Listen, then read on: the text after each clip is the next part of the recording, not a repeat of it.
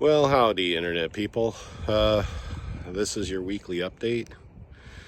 So today, I'm going to have this Twin V. It needs bottom paint removed. I got some off the sides. If you've ever had to remove bottom paint, it is a long, arduous process, and sometimes you can get it off with chemicals like strippers and stuff, like the citrus orange stripper and stuff like that. But when it's like this particular bottom, the gentleman who had this boat before, there was like literally 5 coats of this horrible bottom paint on it. And it was just an absolute mess. And I mean, just to get the sides here done, I went through probably 50 sheets or 50 pieces of sandpaper, like an entire box, on the vacuum, because I refuse to do that any other way. I do it with a HEPA filtered vacuum because I don't want that dust everywhere, especially this stuff. It just, once it sticks to something, it just doesn't want to come off. So I hired a professional to come here and do the dustless blasting. So I'll keep you abreast as to how that's going. I'll record the process. It's probably going to take this guy 2 to 3 hours to do the entire boat. It's going to end up costing me around $1,000, maybe a little bit more. But I mean, I sanded on this boat just to get these sides done here. Where's my finger? Just to get these sides done. So from the strake, oh my God, this is so hard. From the strake down, this little area there, it was 3 days for both sides of the boat. And the rear of the boat too. So I got this, let's see here. Fingers are in the way. And the rear of the boat here. But that's 3 days of sanding. I mean, geez, how much is your time worth? If I hadn't have done that, he'd have charged me about $1,500 and been done in 4 hours. So this could have all been done 2 weeks ago. See, so when you're thinking about doing work yourself, especially dirty work like this, put things in perspective. You know, how many jobs, like I personally know people who did a bottom job, sanded a bottom on a Key West, 23-foot Key West. The guy paid 3 people $20 an hour for literally 10 days to sand the bottom of that boat. And that was a mono hull with, not a real detail, not a lot of contours like a catamaran would have, especially this particular catamaran. So, whereas he could have had that bottom done in probably 5 or 6 hours and maybe at the cost of $2,000, but instead he spent $6,000 in labor, which is, ridiculous. So it doesn't cost near as much. And my recommendation to anybody, if you're looking to purchase a boat that has bottom paint and you don't want bottom paint, it's nothing to be afraid of. But realistically, you're going to be looking at,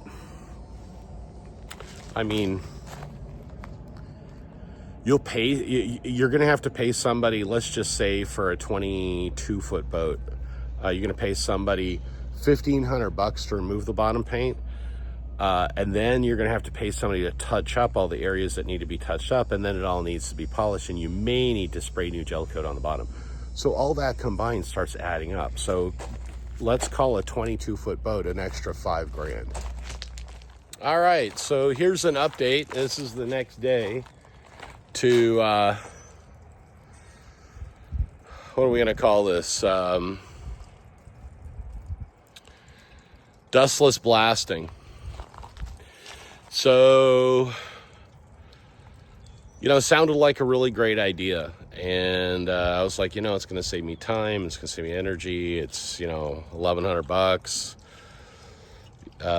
Because when I did just this, I think I was saying yesterday, it took me 2 or 3 days just to do this little section here on both sides on the back of the boat. but I didn't burn through. And then the dustless blasting guy came, and yeah, he was a nice guy. He was supposed to be here for 3 hours. He was here for 7, which was my first indication the guy didn't know what the heck he was doing. But he literally blew through so much gel coat. He created, I mean, I should have just sanded it, to be honest with you. If I'd have sanded it, I'd have been able to control the burn through. Let me show you what I'm talking about. So here, if we go to the back of the boat, let me just clean this off so we can see. All right, so we go to the back of the boat. Yeah, you know, whatever. A little burn through here, a little burn through there, but I don't know if you can actually see the texture. But like, I can't polish that. That's impossible to polish. So whatever grit material he used like the heaviest material he could find. And then if you look under the hull, it's easier to find spots where he didn't burn through. And I'm almost positive that he's knocked holes in this boat. Like literally. And like on this side here. Yeah, like this is crazy, man. So, and it's tough for me to see this. Here, let me just go like this. All right, so let's look down the hull here. I mean, you can see basically we've got, you know, I'm basically gonna have to re-gel coat the entire boat now. So, word to the wise. You know, this is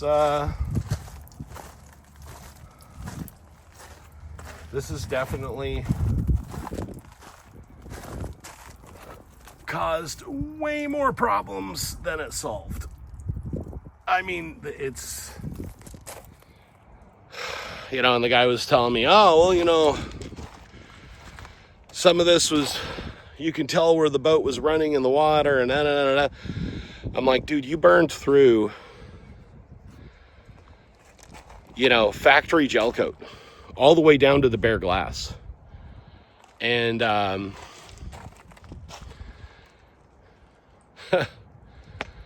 like, holy cow, this is so much work. This is so anybody who's contemplating doing this, my advice to you, sand it.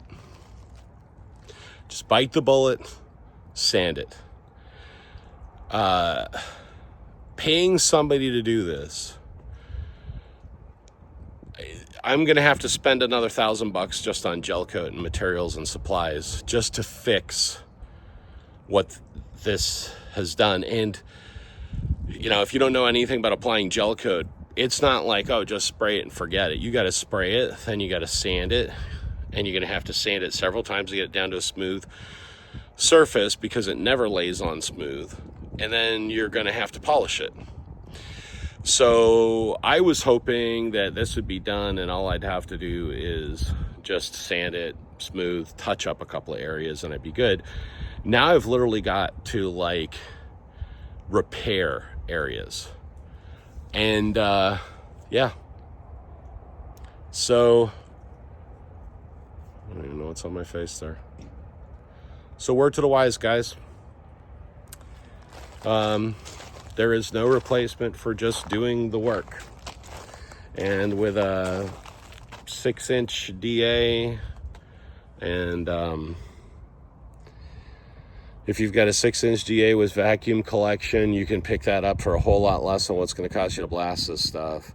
You can control how deep you're going, and you can give yourself a good solid surface to deal with, and you can deal with repairs as you come across them, and not some guy who's just overly aggressively not knowing what he's doing and using the most aggressive grit he could find to blast this thing, and what should have been a 3-hour job was literally a 6 or 7 hour job. Nice guy, has no clue what he's doing, and has caused couple of $1,000s in damage easily. I mean, just nuts. So, not to mention, if anybody tells you this is clean, they're full of it. The amount of crap that is left in this parking lot, it's a miracle that I got the bottom paint off of the fence.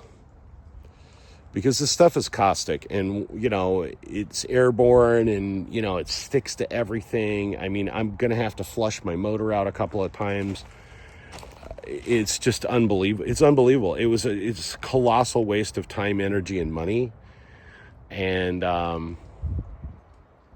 now there is like permanent stains. Like, I don't even know how to explain it, but the top of this boat that didn't even get blasted. I mean, this thing was clean and polished on the top side, and now I'm going to have to basically clean and polish it again.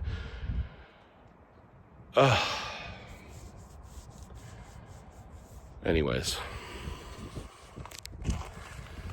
Part of living and learning, right? The good news is I made this decision on my own.